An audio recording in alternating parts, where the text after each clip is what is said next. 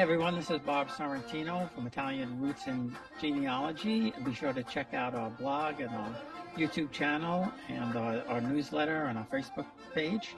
And also our great sponsors, your Dolce Vita, Italy Rooting, Phil Italy, and Abitativa Casa. And today I'm thrilled to have one of my brothers from the Italian club here in Ocean, Nicola DiGuglielmo. And so welcome, Nick. Thanks for being here. It's a pleasure. Did I get the name? Nicola DiGuglielmo. DiGuglielmo, yeah. Yeah, my Italian. That's okay. That's all right. You're the I'm, American. I'm off the boat Italian. I'm sure you've heard worse. Oh, for sure. For sure. So no, it's great to have you here. And Pleasure. so tell us a little bit about, I know you were born in Italy, but before we get to that, tell me a little bit about, when and why you started doing your family research. Well, I was born in a small little town, Andretta, Italy, and it's most interesting. In the Campania region, there were limited possibilities for employment. So my father actually left the hometown to be able to get a job in the United States, and he had a brother-in-law that had a sand and gravel pit. So under two conditions, he had sponsor of employment as well as being a POW of the World War II. He came to the United States when I was months old.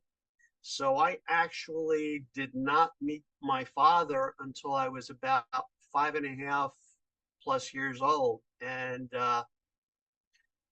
that's how we started the American dream.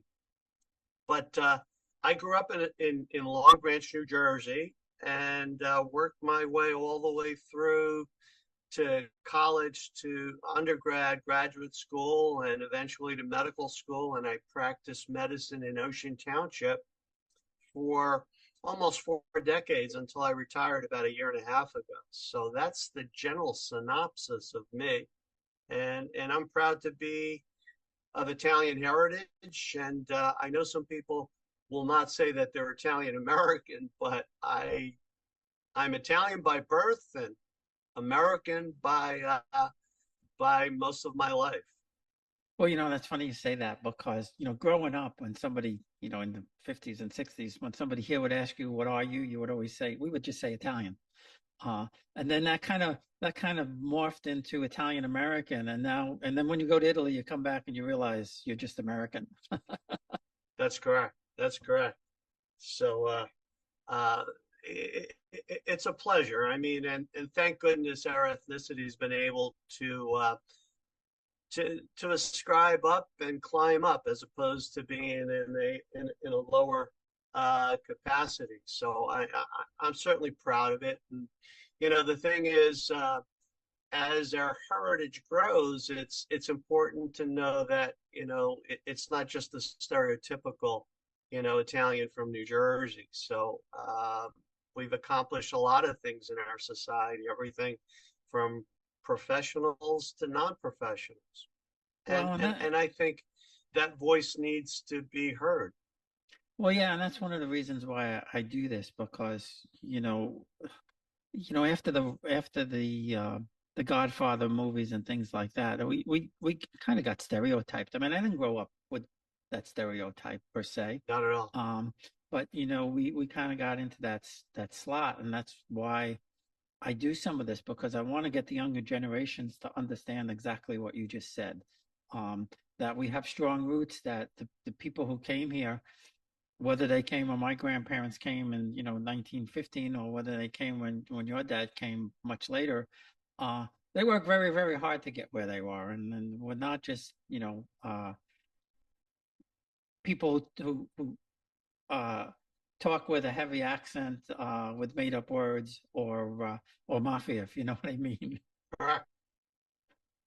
And that's such a minuscule number. I mean, if here in New Jersey, there are lots of Italian surnames And that I think is perhaps a blessing.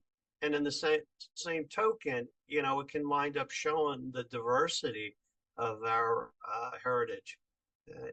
It's not just in that very small, unannounced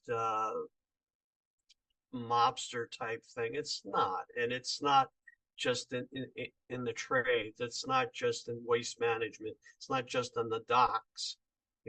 We've contributed a lot, and I'm proud to be a part of that. So, if anything, I was fortunate enough to be an Italian American physician in Monmouth County, and we in fact had a small little unofficial um, club, and it was of the Italian Americans from a small region of Avellino, Avellino is a province in the region of Campania, and it was kind of a neat thing. You normally don't hear about that, and then that evolved. So many years ago, we even set up a group of physicians of Italian origin in Monmouth and Ocean counties, which was something that's unheard of, and it's called the Fratelli Medici. And I'm proud to say that we're about 50 strong.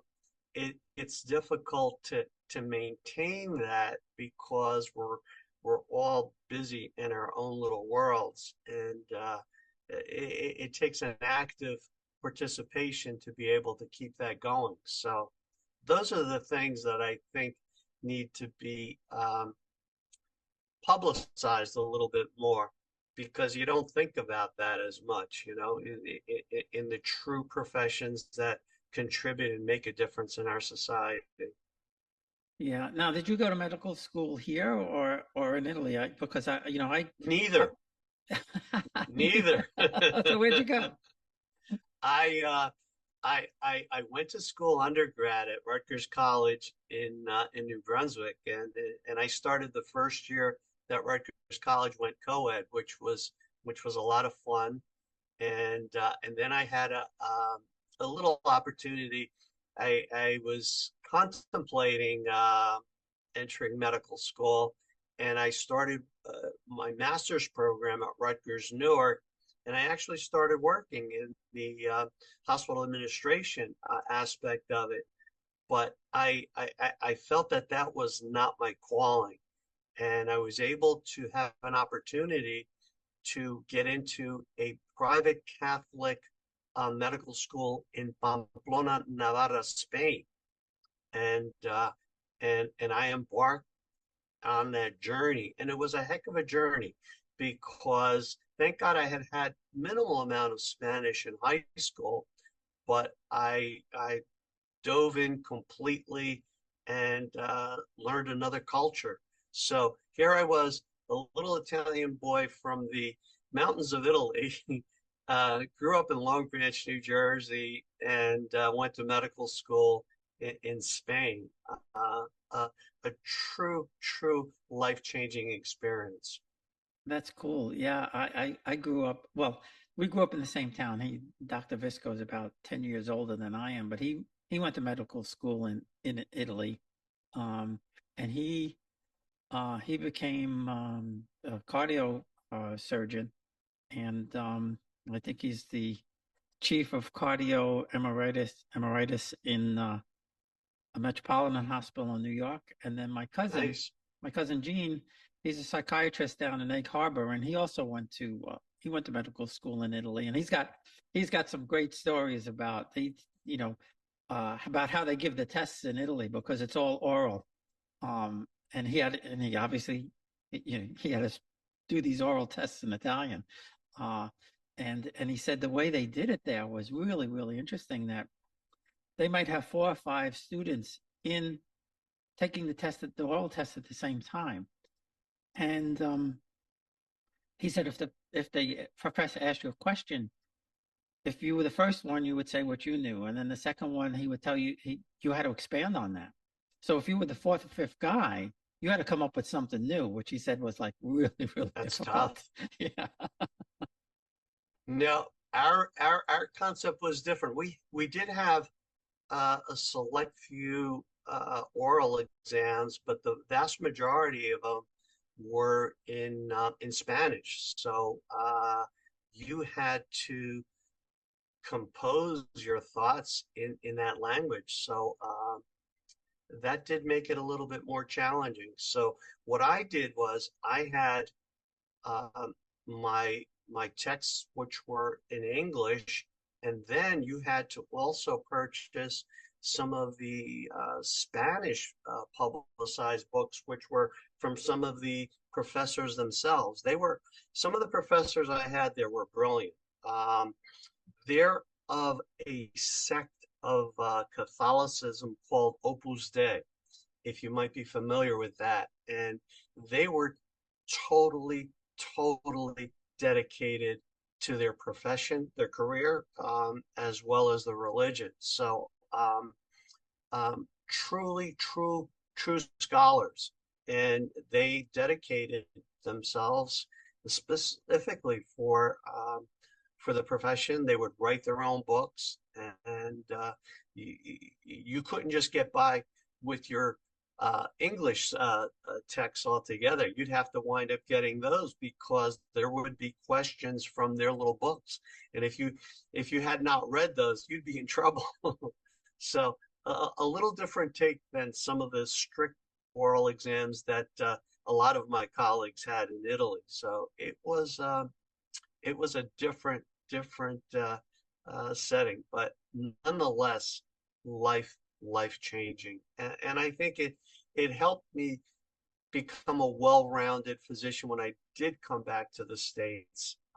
It gave you a general idea of how people are in other societies, and plus, I was exposed to the national health system that we have in Spain. I mean, the thing that Americans are all clamoring for, but are totally clueless as to how it works. And if they indeed saw the inner makings of how that national health system works, they would not uh, be as enthusiastic about that idea. You know, it's only if you're immersed in it do you get that idea. But um, that's a separate issue. Um, yeah, and to your point, we lived in England for 2 years, and it is different living someplace rather than just visiting. And I I could use, while we were there, I could use either the national health system or I could use my insurance. So I kind of had the best of both worlds when I lived there. Not, yeah, we were a lot younger, not that we needed any of that. But so you mentioned earlier that your dad was a POW. So did he was he a POW in America? No, no. So I'll give you a little historical perspective. In the 30s, my father, who lived in the small town of Andretta in the province of Avellino, was unable to earn a living. So he was exploring different avenues, and one of the possibilities opened up a whole new world in Ethiopia. Back then, Ethiopia, otherwise also known as Abyssinia, was an Italian colony, and there was a great need for for for employment there. So my father um, chose to leave, mind you, a little tiny town and head out to Ethiopia, and that's where he started working. So he was working in a flour wheat mill for many years up until World War II broke out. And then at that point, they needed Italian soldiers, and he was drafted into the Italian army. And he fought for Italy in Ethiopia. And sadly, they were fighting the English, and became uh, they were captured and became POW, they prisoners. So for the entire duration of the war, they were held captive, and initially all their belongings were taken by the English and were told that they would be returned at the end of the war. Well, that never materialized because after the end of the war in 45, my father left penniless and went back to the hometown in Italy and tried to make a living. He eventually met my mother, who had lost her fiance during World War II, and they got married in 1948 and tried to make a living. Uh, my sister was born in 1949. My father continued to work a little bit. He had a little metal shop, did little odds and ends, but just could not make ends meet. And that's when he explored the possibility of work in the United States. So my father, I guess, was a maverick. He just went wherever he was able to get employment. And so I was born in 54, and my father left for the States in 55 and started working for my uncle in a sand and gravel pit in Monmouth County. And my father would send money back to the hometown. That's how we survived, my mother, my sister, and I in our hometown. And finally, my father was able to save enough money to purchase a home and pay for our trip from Naples to New York Harbor in 1960. And that's when I finally met my father for the first time. I mean, I was months old when he left, so it was certainly an experience. So um, we made that journey from Naples, Italy to New York Harbor, and during the month of March, it was cold as heck. Um, my mother and sister were seasick from day one. So there I was, the little I don't know what the heck I was, but I was on my own. I would have to get up, walk around the ship, and I'd have my meals upstairs while my mother and sister were just confined to our cabin because they just could not make it. But thank God we did make the trip over. It was on the a ship called the Augustus, and it was 10 days of one heck of a trip, and embarking in from Naples, Italy, and we made it to New York Harbor, and I'll never forget because there it was. We got it uh, very, very cold March night, and traveled from New York Harbor, meeting my father and my uncle, and we went to our little home that my father had bought and purchased, and that's where we lived all the way up and through college. But a So, most so, interesting travel. so, what did you think when you saw the Manhattan skyline? Well, at the time, to be honest with you, I was so tired, and it was breathtaking because I was cold. All I could see was a ship, and I was a little frightened because in our hometown, oh goodness, we had no buildings, we had nothing, we didn't have ships, we didn't have anything. It was overwhelming, to be honest with you, and and I was frightened, I was cold, fatigued. So it was a combination of feelings. But I, to give you an indication, we lived in a small, modest home. When we got to our house in Long Branch, I suddenly had my own room, which was a first. I never had my own personal room. I mean, in our hometown, there was just one bedroom, and all of us slept in the same bedroom.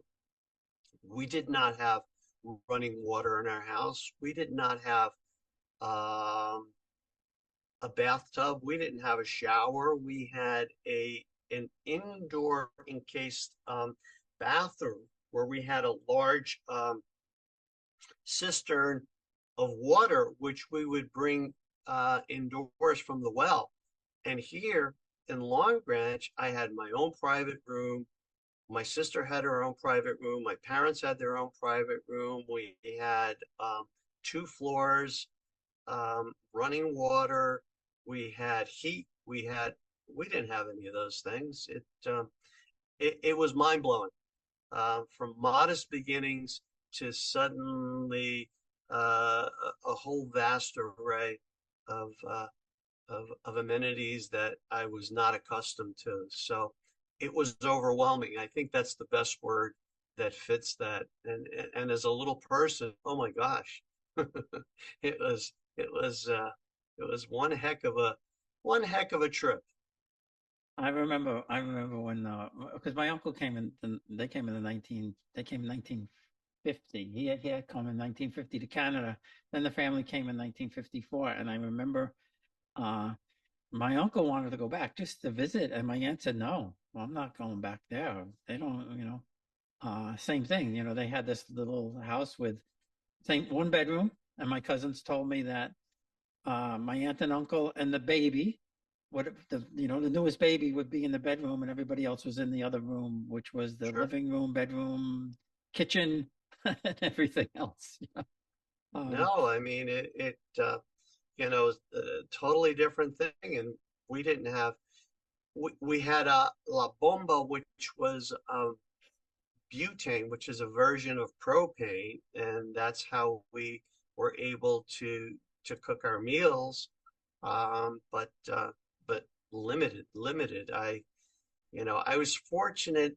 I've been back to the hometown since then, and we did sell the original home, and the new owners have totally modernized it. So now there's, of course, running water. We did have electricity, by the way. We were not destitute, and it's just amazing how you have that concept of how things were and then how things have evolved. So things in the hometown have changed, but sadly, my hometown in Italy, which originally had close to 5,000, now is probably less than half of that. It's got zero growth, and it's just heartbreaking because there really are no appreciable means of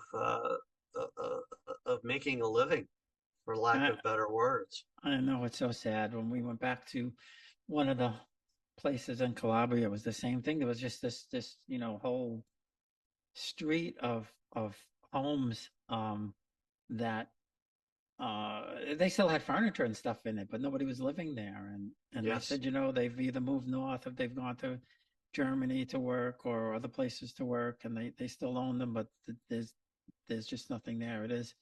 Um, it is to like you said, it is heartbreaking to see that. But I just interviewed a young girl, from Calabria who they revived the silk industry in their town, and it was really some story. The town had a farm, I guess, or orchard of mulberry trees, 3,000 mulberry trees, Oh, and these 4 young people. She's like 33 now, but she was 23 when they started this.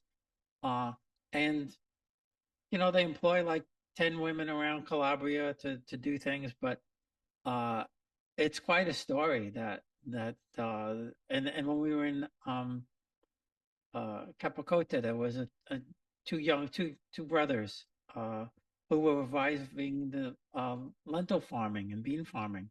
So there are little spurts here and there, but it is sad that you go to these places and you see that there's no work there, or that they have to move out, and the places. no, it truly is heartbreaking. We had olive groves, and we used to pick them. Now, when we went back a couple of times, sadly, the they're just rotting on the trees because no one either wants to pick them or it's not efficient to do it. So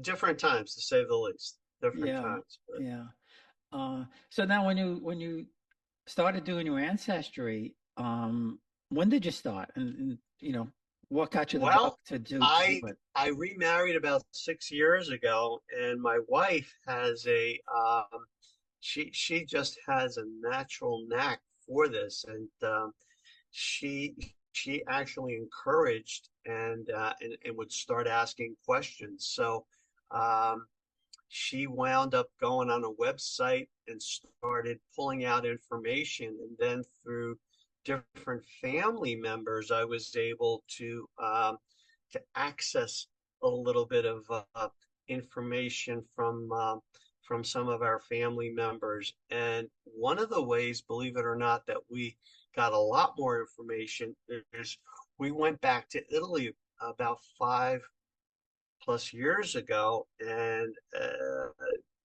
we started asking family members questions. And don't think it's morbid, but we went to the local cemetery. And Everybody does that. No, stop. We all do that. yeah, I mean, if you mention it to someone, it sounds just a little dreary, but it's not, because, and we took pictures, because there will be um, a, a vast amount of information on those. And in the hometown, there's only one cemetery, and things seem to have been centralized. I mean, in that cemetery, and that's where we were able to gather a tremendous amount. And God bless my wife, she was able to sort things out and be able to assemble them in a cohesive uh, manner. So and we've gone back as far as at least 150, couple hundred years. I'm fortunate enough. I have a first cousin who is 97 years old. God bless him, and he's still sharp as a tack. And he's almost like the family historian, and still continues to do work. And he's been able to provide additional amounts of information along that order.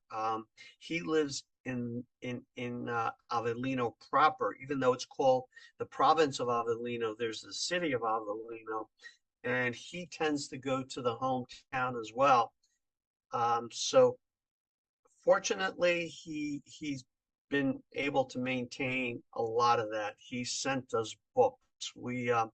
We're fortunate enough that we have a family relative who's made a phenomenal name for himself. He was a hematologist at the University of Naples, and his work and research was on something called erythroleukemia.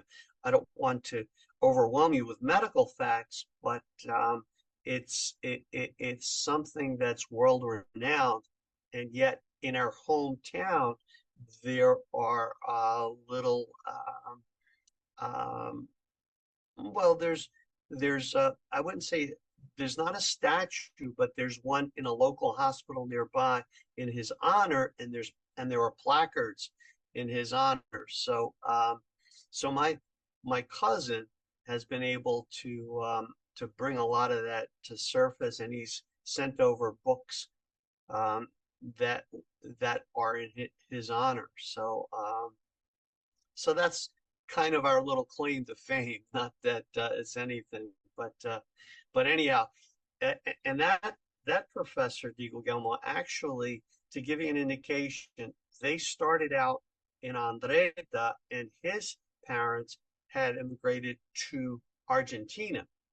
And you may be very well familiar how there's a most considerable, sometimes over 50% of the Argentinians are of Italian heritage, but they couldn't make it there in Argentina and came back to Italy, and he became a physician professor at the University of Naples. So the whole point of this being that we started off in a small little town and made our impact worldwide. So And I think if there's anything that bespeaks our Italian ancestry is that we have made great strides and great impact in our society, and I think we'll continue to do so.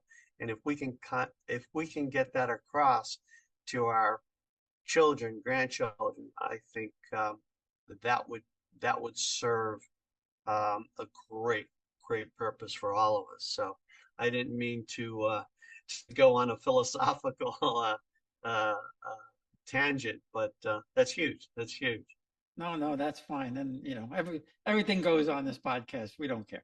But I would love to talk to him, and I'll tell you why. Because we were in Avellino 2 years ago, because I'm a direct descendant of Prince Marino Caracciolo, um, and they were just fantastic to us there. I mean, they brought us Oh, into neat. the palazzo, and they had people dressed from the 1500s, and they were playing trumpets, and I'm standing there like this doofus New York guy who doesn't have a Wow. clue. um, and they took us. I mean, they took us through the whole city, and they were just fantastic. It was just such a great visit. We went to, I guess, uh, the the palazzo that was built by my seventh great grandparents is where they took us, and it's now the town hall or Oh, whatever. that's inspiring. And then they took us to where the original palazzo was, down the hill, and they told us that my great grandmother, uh, who was her first name escapes me now, but she was a Pignatelli, uh, wanted to be up on the hill, and also it was a little bit closer to Naples. Not much, but a little bit. But they showed us where the original palazzo was, and then also where they had their I guess it was like a hunting lodge type of place or something like that. Mm, And they dressed me as Prince Marino. nice. I still have. They gave me the robes and everything. So, Oh my goodness, that's phenomenal. so I would love to talk to your cousin, man, if we could ever Well, do that. it would have to be all in Italian. Well, you could translate. You'll have to translate Okay. because I All won't know right. what's going on. But All right. but That but that's a they deal. and we also they also there was just just short way from the Duomo was an artist, and they brought us into his workshop. I guess, Jesus, he was probably in his 70s, something like that, maybe close to 80. And he showed us his workshop and everything. And then we met. Well, we just found out he passed away. This Liberatore, uh, who was 96, and for 45 minutes played the accordion and sang and was just this vibrant, lovable guy. You know, maybe 5 foot tall. Sure. And we just, I Sounds like mean, an unforgettable experience. we just loved it there. We just loved Avellino was just fantastic, and they treated us, they treated us like family.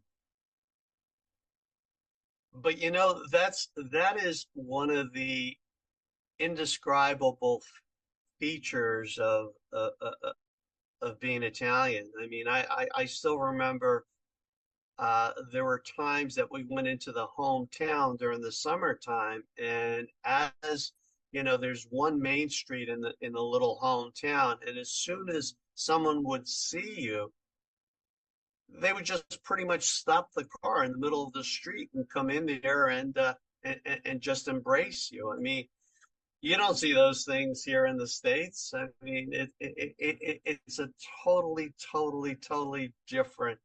different way of living. So, but nonetheless appealing, and you won't know it until you actually experience it, because to mention it is one thing, but to live it is a totally different ballgame. I know. I tell everybody, you have to go back to the hometowns. That's where it's all at. So in the research, did you find anything like wow, this is something I never would have thought this. I'm sorry, they're mowing the lawn outside. Did I find? when you did the research, did you find anything that really blew you away that you never would have expected? Well, I mean, here's the setting.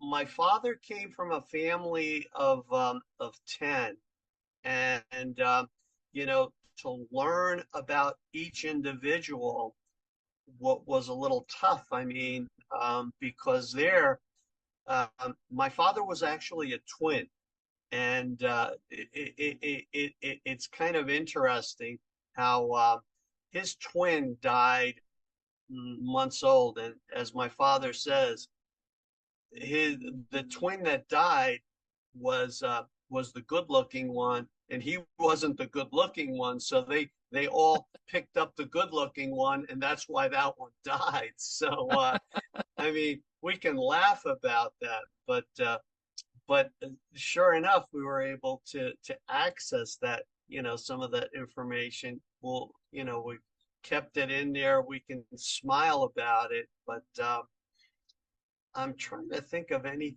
standouts.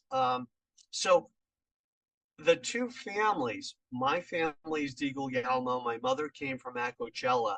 Um, the number of the difference of the two families, the Acocellas, my mother, they tended to gravitate more towards the theological. Some of them became priests and monsignors and whatnot. Whereas on my father's side, au contraire, they either went into the political world or into business.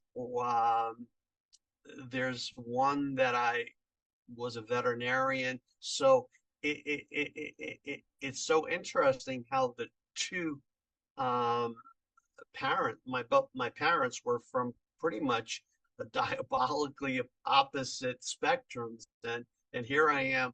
I I'm one of the products, and I guess I don't know. I got the medical prowess in me, but now my daughter, on the other hand, is into politics. She works in Washington D.C. on Capitol Hill. So it's amazing. It spurs those kinds of thoughts in your mind as, which genes did they wind up getting, So those are the things. But we were pretty much small, local, and other than my father, not too many people went too far. They tended to stay locally, which is something that has totally evolved in our lifetimes. Now, I don't think generations remain in their birth site anymore. Correct? It's Yeah. No, Yeah, I mean, a lot of them leave. Yeah. and that bespeaks why the hometown is crumbling.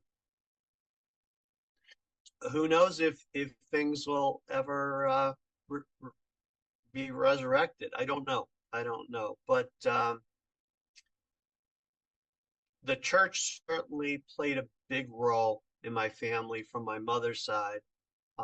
We lived the little house that we had was was within walking distance to the church. I mean, and that was the major beacon there.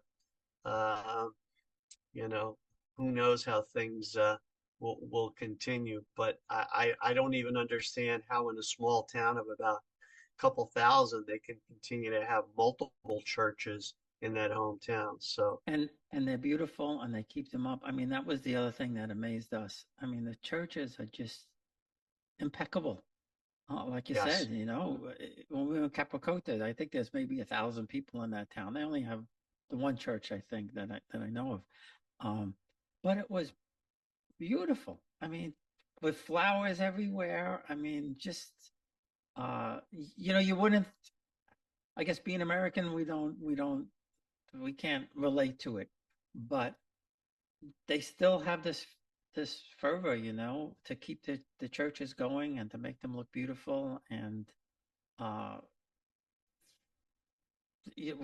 I had to speak at one church, and of course nobody knew what I was saying. They had to translate. Uh, oh, you did it but in English? yeah, but it was after mass and nobody laughed. Yeah. Really So something. I think a couple of things that I think the respect still for authority and especially, the tradition of the Catholic Church is huge. And then secondly, it makes you think these people are barely making a living, don't have a whole lot of money, but yet will continue to contribute significantly. And, you can see it. They'll go around, with not anything fancy on, but they will make certain that they contribute to their parish. And that's commendable, Yeah, and most commendable. I we in Torito, the priest gave us, a tour, and he was giving the history of the church and all of that. And I don't know, I gave him 50 euros or something. Like, he didn't want to take it, and I said, Father, give it. There's probably a family who could use this, and he said, okay, and then he took it. He didn't want anything, but I said, uh, I'm sure somebody, there's somebody in Torito that could use the money, and yeah, and the traditions, 3, 4, 500 years, they're still doing the same thing.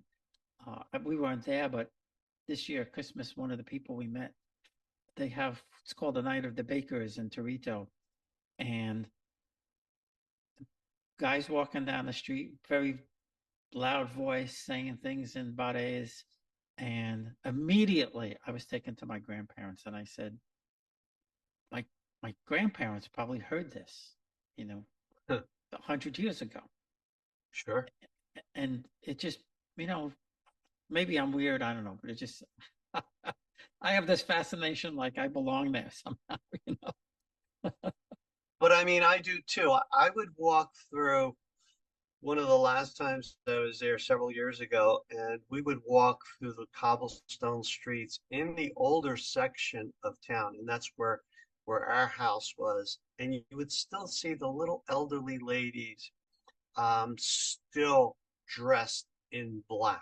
It didn't matter. Someone may have died, not necessarily months ago, years ago, but they would be dressed in black and they would have a black um, kerchief over their head, and they would be seated on their stool doorstep, and they would be opening up dried beans, um, cutting different vegetables. I mean, where do you see that? And this was as recent as a few years ago. So it's amazing. Things that were done perhaps 50, 100 years ago still continue to be done in the same fashion. Uh, those things are totally, totally, totally remain embedded in my brain. Well, yeah, and we were in a town outside of Naples. So it wasn't a tiny, tiny town, but the driver said to us, he said, "You see the stands with the vegetables and fruit and everything?" And I said, "Yeah." And he said, "They don't need refrigerators because everything is gone by tonight. Tomorrow they get more." Well, sure. Well, well, doesn't that amaze you at how, if you had any meal, and certainly we're known for our culinary attributes, but the taste of any food there is so authentically diverse because they're made from the fresh vegetables that were perhaps picked a day or two prior and in your household. You don't see those. I mean, things are picked in California, a week ago when they were green, and the taste just isn't the same. I mean, they're fresh in that due respect, but not not the same at all. So one of the things that my non-Italian wife wound up noticing, we stayed at my cousin's house in the center of town. And of course, on any given day, you get one of the local vendors coming with their little truck in the little square, and they'd have their little speakers, and they would wind up announcing what kind of foods or trinkets they were selling. And my wife was amazed. She says, "What's going on? What's going on?" And I said, "Well, that's how they sell their goods. It's not only the little fixtures of stores that remain there, but they will be vendors that will come into the little square and announce whatever they're selling. Once they've made their sales for the morning, afternoon, then they go on to the next town. So something, that we're not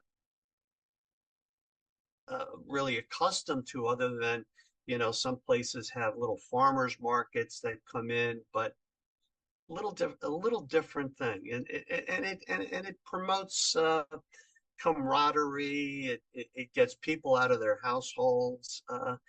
Just a different concept.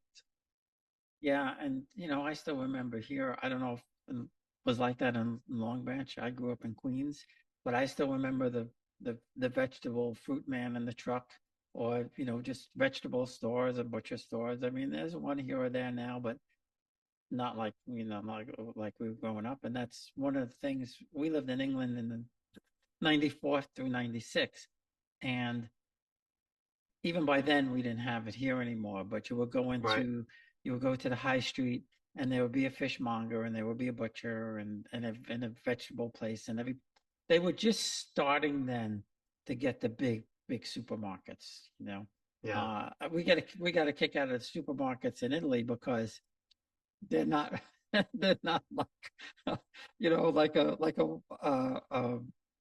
A shop shop right right or or something anything. like that. Yeah. you Yeah. know and they don't, I mean, they'll have a deli section, and they'll have some bread and stuff like that, but not like it is here. um and it just popped in my head, the pastry shops, my God. Oh, sure. Well, I remember I had an uncle that lived in Naples, and when we would visit their home, and certainly they lived in a building, and my uncle, excuse me, had a little tobacco store, the tabacchini, and he loved um, spaghetti with a clam sauce. So of course, my aunt would go out of her way, and we would accompany her, and she would wind up buying from one of the fishmongers on the street, not in a store, and you would hear her say, not hear her, but the mongers, ubesh, which is Neapolitan slang for get your fish. And I mean, sort of a little different than what we're accustomed to, right? But Yeah, yeah. all those things that remain vivid in your mind, even though they were, you know, 50, oh my God, no, more like 65 years ago. Unbelievable. But uh yeah. all great And experiences. yeah, for sure. And like I said before, that's why I tell people, you don't experience Italy. It's great to go to Rome and to Florence and Venice and those places for the art and the tourism bit. But unless you go to these little towns, you don't really understand what it's like to be Italian. Agreed. Yeah, Absolutely because a big agreed. city is a big city. It's Well, the city's like anything else. I mean, as my relatives would always tell us, if you go to Rome during the month of August, you're not going to see Italians per se, because they all go to the country. You will see foreigners from all over the world in Rome, and that bespeaks other cities as well, not just Rome. But I did have cousins that live there, and they would be in the mountains, or at a seashore resort during the summertime, especially during the month of August, because virtually all Italians take off, if not all of August, parts of August, right? Well, yeah. Different ball game. The first time we went to Rome was when we lived in England, and we went in August, and there was nobody there. It was Yep. great. This last time was like nuts. But then we went from Rome to Sorrento, and everybody was in Sorrento. So, Correct, because it's a sea resort, or the Amalfi Coast, or Positano, or Capri, any of those places. You're absolutely right. But you would see a lot of the Italians from the cities and the hometowns, in our little hometown, and that's when our hometown blossomed during the summertime.